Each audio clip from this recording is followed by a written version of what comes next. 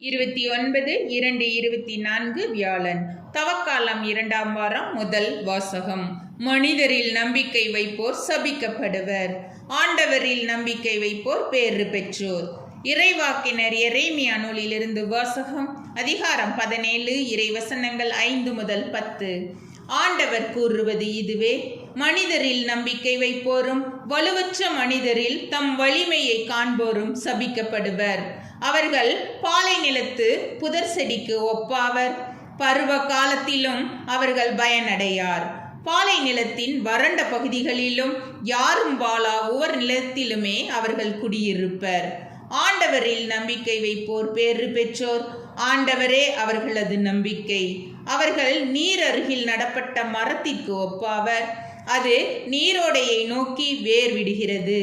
வெப்பமிகு நேரத்தில் அதற்கு அச்சமில்லை. அதன் இலைகள் பசுமையாயிருக்கும். வறட்சி மிகு ஆண்டிலும் அதற்கு கவலை இராது. அது எப்போதும் கனி கொடுக்கும். இதயமே அனைத்திலும் வஞ்சகமிக்கது. அதனை நலமாக்க முடியாது. அதனை யார்தான் புரிந்து கொள்வர்? ஆண்டவராகிய நானே இதய சிந்தனைகளை ஆய்பவர், உள்ளுணர்வுகளை சோதித்து அறிபவர். ஒவ்வொருவரின் வழிகளுக்கும் செயல்களின் விளைவுக்கும் ஏற்றவாறு நடத்துபவர். ஆண்டவரின் அருள்வாக்கு. இறைவா, உமக்கு நன்றி.